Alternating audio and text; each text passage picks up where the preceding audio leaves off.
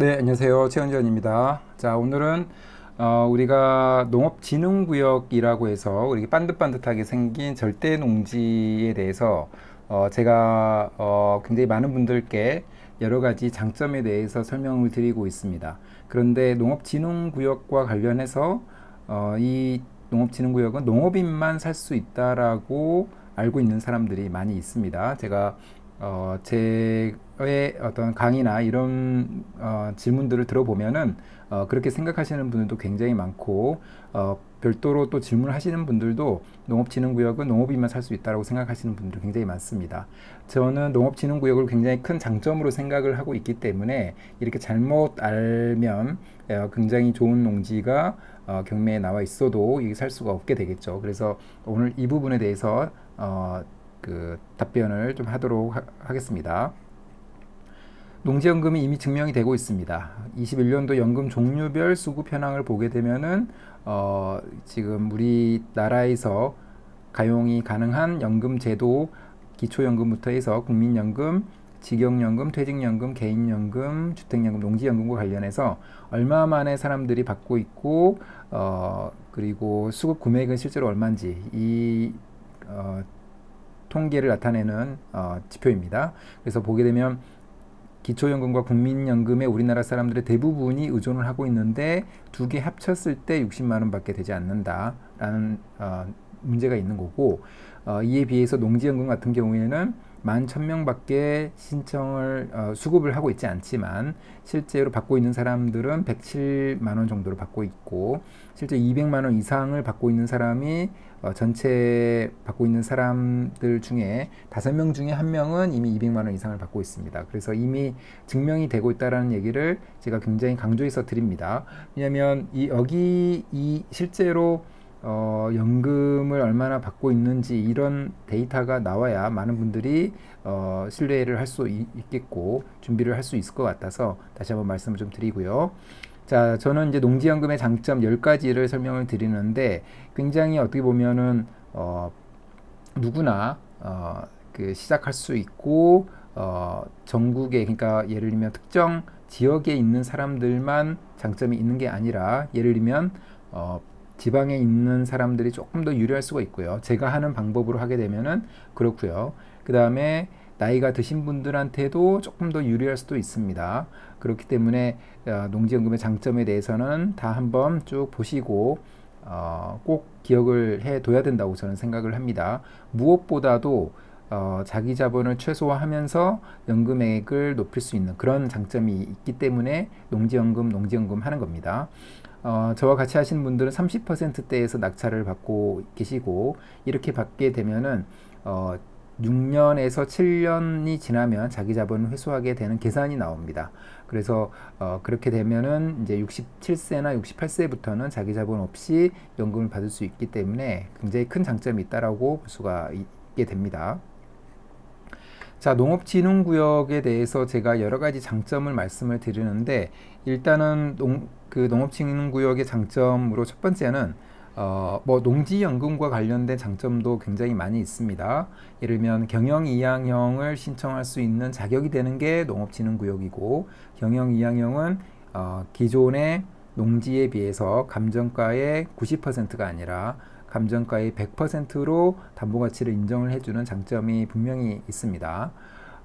그리고 농어촌공사에서 매입을 하는 그런 대상에 해당이 되는 그 구역이기도 하고 작년부터 시행 중인 농지 이양 은퇴직불이라는 사업이 있는데 그 사업의 대상이 되는 그런 지역이기도 합니다.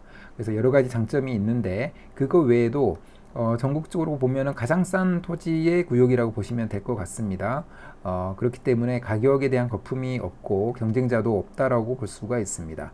자, 물가 상승률 1에서 2% 정도씩만 오르기 때문에 어떻게 보면 적게 오른다고 볼 수도 있는데 이 정도만 꾸준히 오르는 게 저는 중요하다고 봅니다.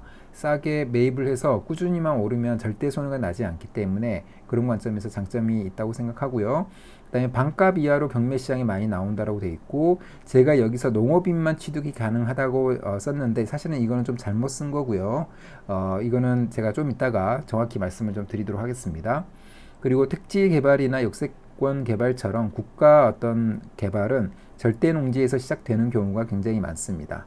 왜냐하면 가격이 가장 싼 토지이기도 하고 토지 위에 어떤 건물이 없기 때문에 어떤 이권의 조정이나 그런 부분들이 쉽기 때문에 여기서 출발을 하고요. 그리고 만약에 팔리지 않으면, 왜냐면 농업진흥구역은 농업을 메인으로, 그러니까 농업을 주 목적으로 해야 되는 그런 구역이기 때문에 출구를, 그러니까 일반 매매로 안 팔릴 수도 있겠죠. 목적이 그쪽으로 한정되어 있기 때문에. 그렇지만 농지연금이라는 출구가 있기 때문에 농지연금에서는 가장 선호하는 구역이라고 보시면 되기 때문에 농지연금이 마지막 단계까지 좀 범위가 좀 좁혀지고 해도 농업진흥구역이 마지막까지 살아남을 그런 구역이라고 저는 생각을 합니다.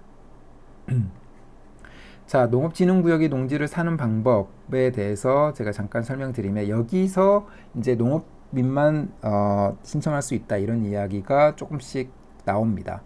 우리가 농지 취득 자격 증명을 받아야 됩니다. 농지를 사기 위해서 경매를 포함해서 그런 거고요. 그런데 우리가 가장 헷갈려 하는 부분은 바로 이 농지증을 신청을 할 때 세 군데가 있습니다. 농지위원회 심의 대상인 경우가 첫 번째고, 농업경영계획서 또는 주말체험 영농계획서를 제출하는 경우와 제출하지 않는 경우, 이렇게 되어 있습니다. 그래서 어디에 제출을 해야 되는지가 조금 헷갈려 하시는 부분입니다.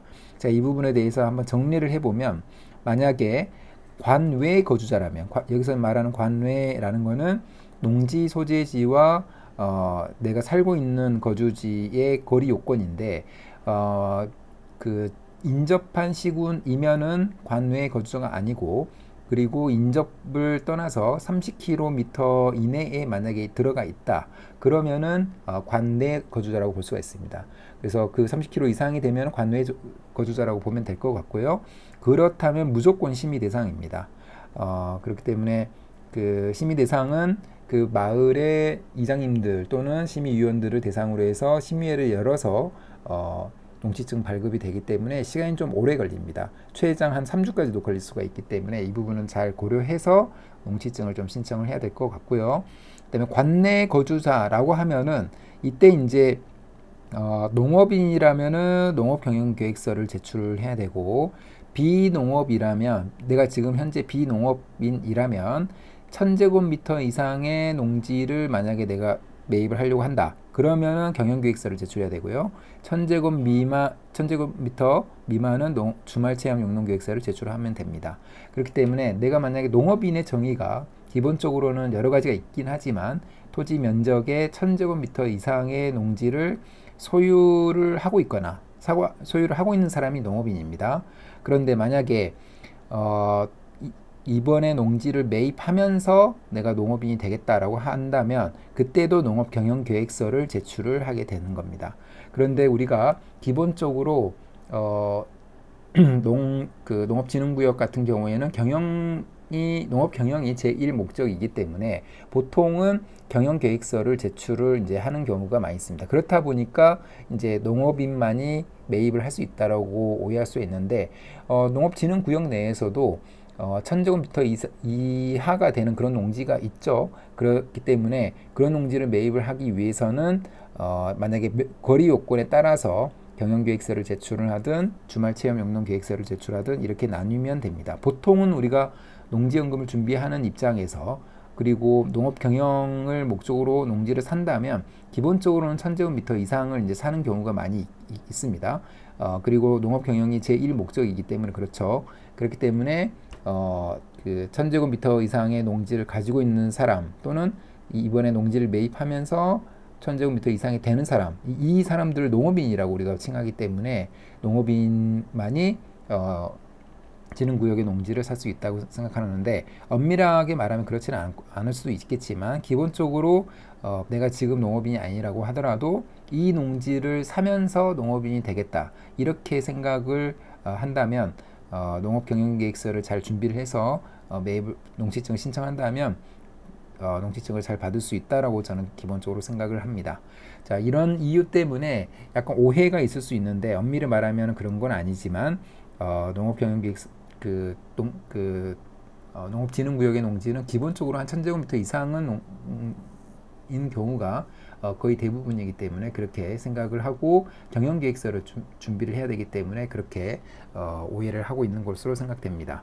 그래서 이 부분 잘 확인하셔서 내가 지금 농업인이 아니라고 하더라도 농업진흥구역의 농지를 살 수 있다, 이렇게 생각하시면 될 것 같습니다. 자, 그러면 오늘 영상은 이것으로 마무리하겠습니다. 감사합니다.